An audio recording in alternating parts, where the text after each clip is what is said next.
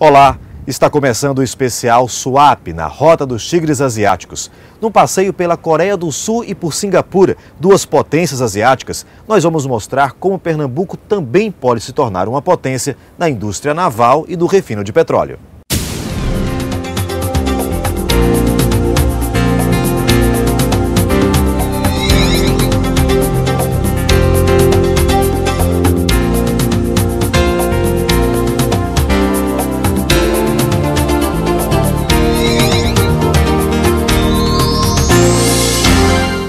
Do outro lado do mundo, um país pequeno que se destaca por ser um grande centro de negócios.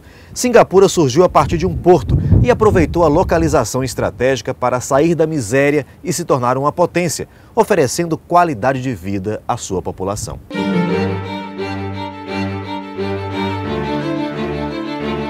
Moderno, próspero, globalizado. Um país inteiro voltado para o mundo dos negócios. Em Singapura, a ordem é atrair investimentos estrangeiros e gerar riqueza. O país se resume a uma só cidade. Tem apenas 700 quilômetros quadrados, 3 vezes o tamanho do Recife, e quase nenhum recurso natural. Até a água consumida pelos 5 milhões de habitantes vem de fora. Resta a Singapura tirar proveito de uma localização privilegiada. A cidade-estado fica ao sul da Península da Malásia, no sudeste da Ásia. Está a apenas 7 horas de voo dos principais centros comerciais da Europa, do Oriente Médio e da Ásia. Mas é por mar que vem a riqueza de Singapura. Durante séculos, o porto, localizado no Estreito de Malaca, era a rota obrigatória para os navios que faziam o transporte de cargas entre a Europa e a Ásia. Singapura foi colônia britânica e fez parte da Malásia até se tornar um país independente em 1965. Os britânicos deixaram muitas coisas boas para nós. Um bom sistema de rodovias, uma rede ferroviária, os correios e o porto. Conta Nassim Mimi Sonde. Nascida em Singapura, de uma família de origem indiana, ela é dona de uma loja de antiguidades e costuma dar palestras sobre a história do país. Eles deixaram uma boa estrutura, mas ninguém para administrar. Os primeiros anos de Singapura foram marcados pela miséria e pela corrupção. A maioria da população vivia em favelas, sem acesso à educação e à saúde. Mas a mão forte do primeiro-ministro Lee Kuan Yew levou o país a instituir leis rígidas e a conquistar qualidade de vida. Hoje, 90% dos singapurianos têm casa própria. Mais de 96% da população é alfabetizada e o índice de desemprego chega a apenas 3,4%. Uma população educada e leis que proíbem até a venda de chicletes para não sujar as ruas. A cidade-estado é um exemplo de organização e planejamento. Quase não se vê policiais nas ruas, mas o índice de criminalidade é um dos mais baixos do mundo. Nós somos bem conscientes dos nossos deveres civis, diz o professor Ong Ken-yong, diretor do Instituto de Estudos Políticos da Universidade Nacional de Singapura. Nossa população sabe que mantendo as regras e as leis, terá um ambiente bom e positivo para a economia, para os investimentos estrangeiros e para o desenvolvimento da nossa cidade-estado. Sem violência e praticamente sem corrupção, o país conseguiu diminuir a burocracia e criar um ambiente propício para os investidores estrangeiros. Singapura se prepara agora para o futuro. Ao longo do rio que corta a cidade, estão sendo construídos prédios modernos, hotéis e até cassinos. A ideia é atrair cada vez mais negócios, mas sem comprometer a qualidade de vida. Em Singapura, o verde domina a paisagem. A cidade-estado tem um excelente sistema de transporte público e a população vive em moradias dignas e estruturadas, o que atrai gente do mundo inteiro, como o pernambucano Silvio, que mantém um centro de cultura brasileira numa área nobre da cidade. Acho que tudo presta em Singapura porque é muito organizado. O país é muito organizado, o governo é organizado. Acho que se nós tivéssemos esse método no Brasil, acho que funcionaria mais. Mas é a face cosmopolita de Singapura o novo cartão postal do país. empresas europeias e americanas transformaram esse tigre asiático num centro de excelência em serviços.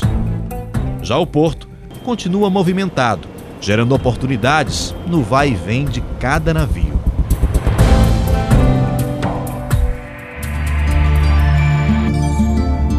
Singapura tem semelhanças com Pernambuco no clima, na localização estratégica e até no modelo de desenvolvimento, que combina porto, refino de petróleo, fabricação e reparação naval. E para se tornar uma potência global, o Leão do Norte precisa conhecer Singapura, a cidade do leão, no idioma malaio.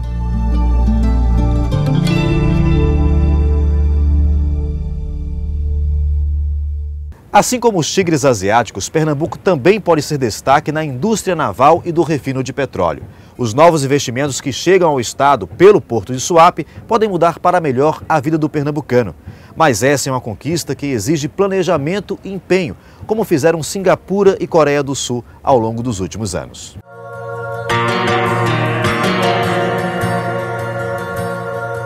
Um país pequeno, mas com cidades gigantescas. Em apenas 50 anos, a Coreia do Sul se transformou numa das principais economias asiáticas. E é desse país avançado e, ao mesmo tempo, tradicional que vem a tecnologia utilizada nos estaleiros de Suape. Duas das empresas que estão se instalando no complexo portuário têm como sócias as coreanas Samsung e Sundong.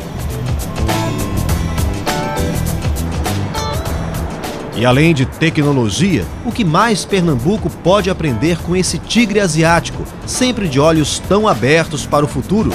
Na Coreia do Sul, a riqueza se traduz em modernidade e qualidade de vida. Seul, a capital do país, tem 10 milhões de habitantes. É uma das metrópoles mais agitadas do mundo. Mesmo assim, quase não há violência aqui. Leis rígidas, justiça eficiente e trabalho para a maioria da população garantem a tranquilidade interna num país que oficialmente ainda está em guerra com a vizinha Coreia do Norte.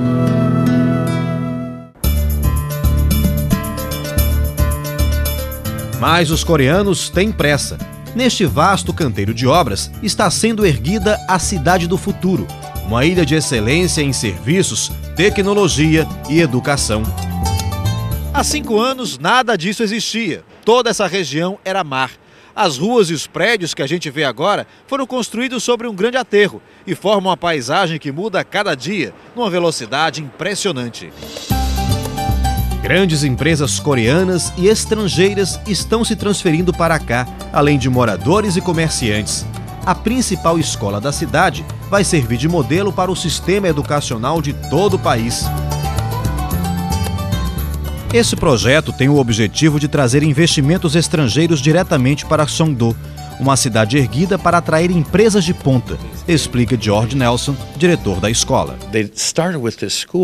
Eles começaram pela educação, porque a melhor maneira de atrair empresas e especialistas é oferecer uma escola internacional que possa atender às suas famílias. O Brasil ele tem tudo que nós temos aqui, inclusive a tecnologia.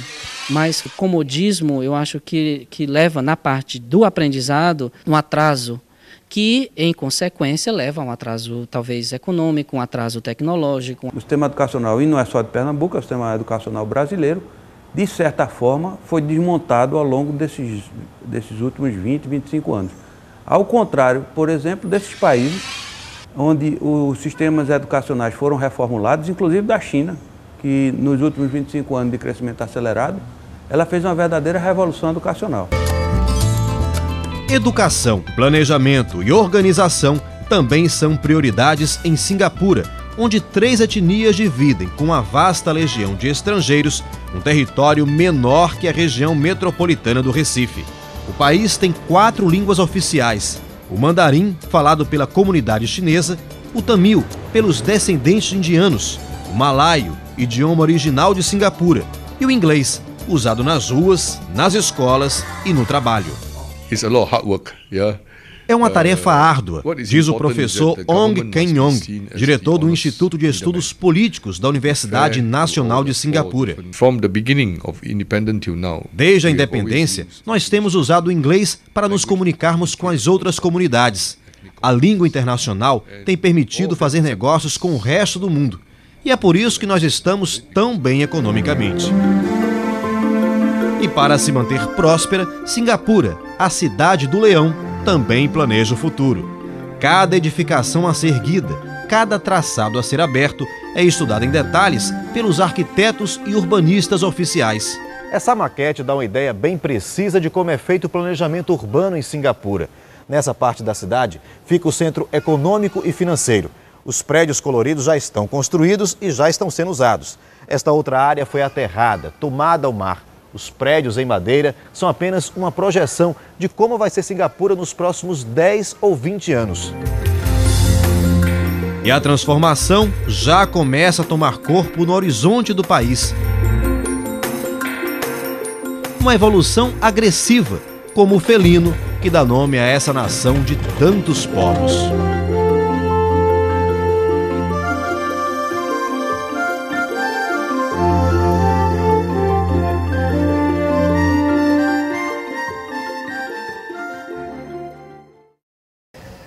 Durante muito tempo, a Coreia do Sul amargou a miséria. Mas o país que chegou a ter o PIB, Produto Interno Bruto, menor do que o do Brasil, é hoje uma potência mundial. E isso graças à indústria naval. Foi justamente quando a fabricação de navios no Brasil teve uma queda que a Coreia do Sul investiu no setor. E hoje é o segundo maior centro de fabricação naval do mundo, perdendo apenas para a China. Você vai ver agora como isso foi possível.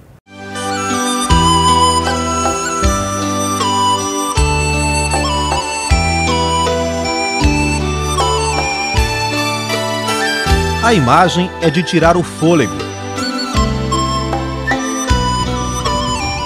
Em Kojé, no sul da Coreia, navios e guindastes estão por toda parte. A cidade surgiu e cresceu em torno da fabricação de navios e plataformas de petróleo. Nessa região estão 7 dos 10 maiores estaleiros do mundo. Uma indústria que gera até 6% de toda a riqueza produzida no país. Nós começamos a indústria naval ainda nos anos 60, quando nossa economia era miserável. A renda per capita era de apenas $70 por ano e o povo morria de fome, explica o professor Dong Shin-shin, considerado o pai da indústria naval coreana. Investir na fabricação de navios foi um plano de governo. E o litoral sul, com ilhas e baías, o lugar ideal para a construção dos estaleiros. Trabalhamos duro, com muita força de vontade e determinação. E em 25 anos, nos tornamos o número 1 do mundo. Não em volume, mas com certeza em tecnologia.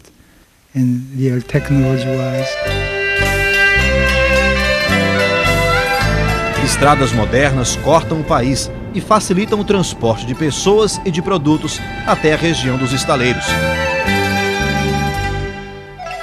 As cidades onde os trabalhadores vivem são saneadas, pavimentadas e dispõem de uma boa rede de serviços para operários e empresários. O modelo também pode dar certo em Suape, onde está sendo reerguida a indústria naval brasileira. Mas para isso é necessário um plano master que congrega empresas, governo e sociedade em torno do mesmo objetivo, recomenda o professor Shin. Sem o plano master, nós não estaríamos na posição em que estamos hoje. O que foi feito na Coreia e o que foi feito em Singapura é um tipo de atitude própria dos regimes políticos dele. Eles são regimes, digamos assim, que ou entraram recentemente ou estão entrando ainda na democracia. Então, houve um espaço para fazer isso de uma forma mais dirigida. Nós vivemos uma realidade hoje no país de um regime plenamente democrático, quando isso é mais difícil. É um adicional de dificuldade para realizar.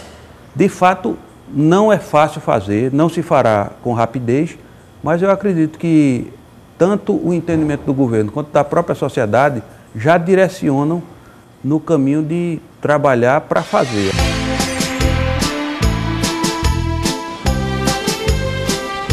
Como na Coreia, a geografia também determinou a vocação econômica de Singapura, o comércio internacional. O porto de Singapura é hoje o mais movimentado da Ásia. 1/4 de toda a carga transportada no mundo passa por aqui, principalmente por causa da posição estratégica, uma qualidade que o porto de Suape, em Pernambuco, também tem. As semelhanças também estão no clima tropical e na cadeia industrial que aos poucos é estabelecida no complexo portuário pernambucano. O projeto em Suape é combinar construção de navios, refino de petróleo e produção de derivados químicos. O mesmo modelo já é sucesso em Singapura. O país não tem petróleo, mas refina, comercializa e transporta o ouro negro para boa parte da Ásia. As atividades de refino estão todas concentradas na ilha de Jurong, onde estão 95 empresas, entre petroquímicas e refinarias. Hoje, Singapura desponta no mundo do petróleo, mesmo sem ter um único poço, e está aberta para fazer negócios e trocar experiências.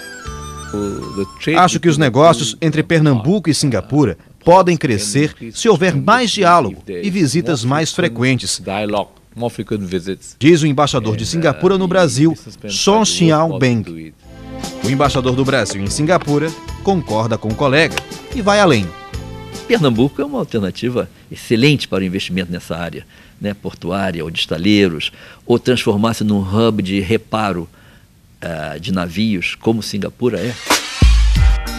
O projeto Suape Global quer transformar Pernambuco em um centro de serviços na área de petróleo, gás, fabricação e reparação naval.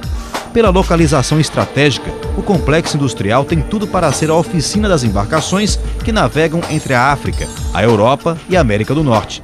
Mas ser destaque no mundo globalizado exige preparo e investimento.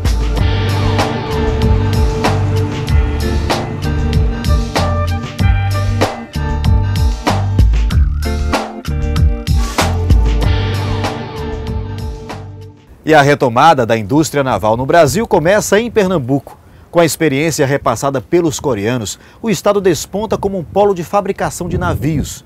O primeiro estaleiro, o Atlântico Sul, tem como sócia a gigante Samsung. E nós fomos até a ilha de Kojé, no sul da Coreia, mostrar como funciona o 4º maior estaleiro do país.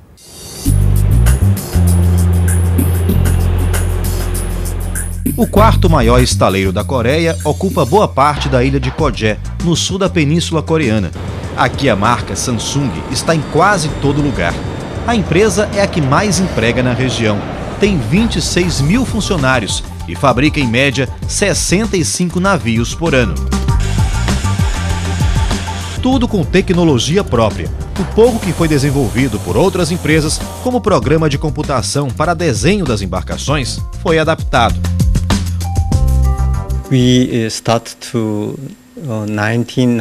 Nós começamos a usá-lo em 1997, mas naquela época o desenho era muito básico, conta o gerente Jung Hyun Park.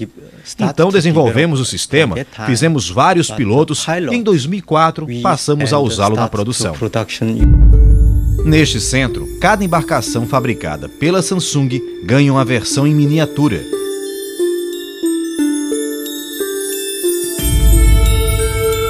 Mas o que impressiona mesmo qualquer visitante é a estrutura do estaleiro, que tem 3 diques secos e outros 3 flutuantes, com capacidade para fabricar até 21 embarcações ao mesmo tempo, resultado de uma combinação de experiência, força de trabalho e equipamentos de última geração.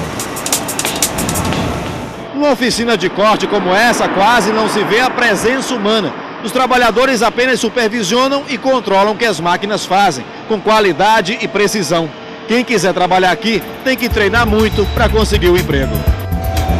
A qualificação, a perícia e principalmente a dedicação dos funcionários são recompensadas por salários de encher os olhos brasileiros. Um operário em início de carreira ganha $2.400 por mês, cerca de R$4.500.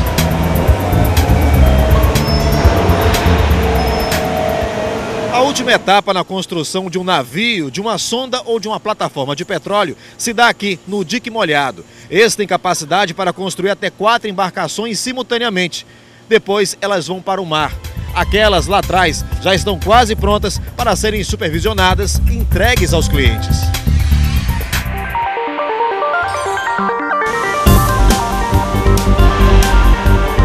E é essa tecnologia desenvolvida pela Samsung que está por trás dos navios fabricados no estaleiro Atlântico Sul, o primeiro a se instalar no complexo portuário de Suape. A Samsung fez o quê? Junto conosco, ela desenhou o layout do estaleiro, ela chancelou quais são os equipamentos mais importantes para a gente comprar, ela palpitou na quantidade de área que nós tínhamos, olha, tem mais área aqui, menos área aqui, tal, e no final das contas nós encontramos o nosso layout ideal, que dá para a gente um fluxo ideal. Além disso, ela está fazendo o desenho básico dos navios.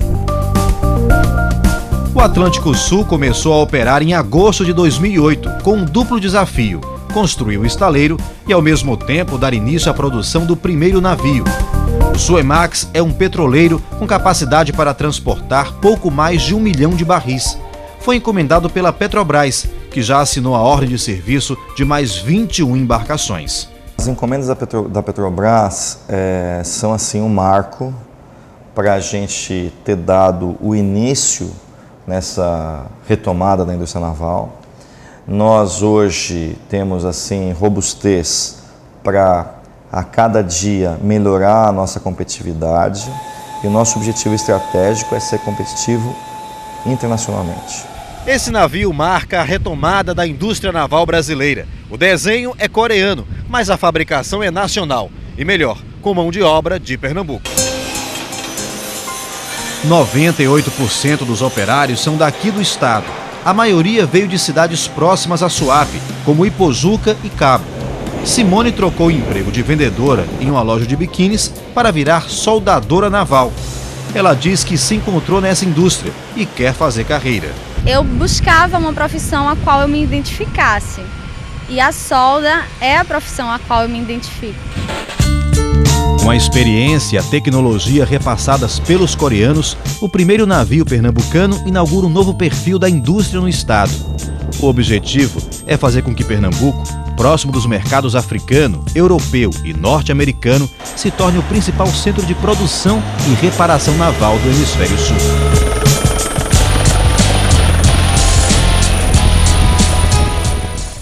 Investimento em infraestrutura, planejamento e tecnologia de ponta fizeram da Coreia do Sul um dos maiores fabricantes de navios e de plataformas de petróleo do mundo.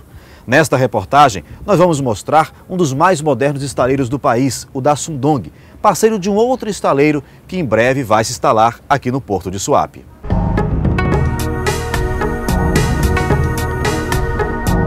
Essa cidade surgiu há apenas 5 anos. A área teve que ser aterrada para dar lugar a ruas e edifícios. E tudo isso para que este estaleiro fosse construído aqui. A Sundong é uma empresa nova, moderna e, como todo jovem, tem uma certa inclinação para as inovações tecnológicas. Sistemas automáticos de solda, transporte e elevação de grandes blocos tornam este estaleiro ágil e produtivo. Mantemos a mesma quantidade de funcionários e temos um aumento de produtividade em torno de 20% ao ano, garante o vice-presidente de tecnologia de produção da Sundong, Hai Jong-jang. Além da automação, o processo de fabricação também ajuda. Nesse sistema não há dique seco. O navio é construído no chão e movido sobre trilhos. 5 grandes blocos são unidos ao longo da linha de montagem, até a embarcação ficar pronta e ser lançada ao mar. Não é à toa que a Sundong é o 7º estaleiro da Coreia do Sul e o 9º do mundo. A empresa tem trabalhadores especializados na fabricação de petroleiros e de sondas, embarcações fundamentais para a exploração das bacias de petróleo brasileiras. A tecnologia desenvolvida pela Sundong deve desembarcar em Suape nos próximos meses. A Sundong considera a cooperação na construção do estaleiro como uma grande oportunidade, diz o dono da empresa, o coreano Hong Jung. A Sundong quer ajudar o Brasil. Na Coreia, a empresa foi responsável pelo surgimento de uma cidade que teve início com toda a infraestrutura necessária para abrigar os trabalhadores do estaleiro e as pessoas que chegaram atrás de oportunidades no comércio e no setor de serviços. As estradas de acesso, o traçado da cidade, o saneamento e o abastecimento de água e de energia elétrica foram garantidos pelo poder público. Tudo planejado para aproveitar o potencial de uma indústria que atrai recursos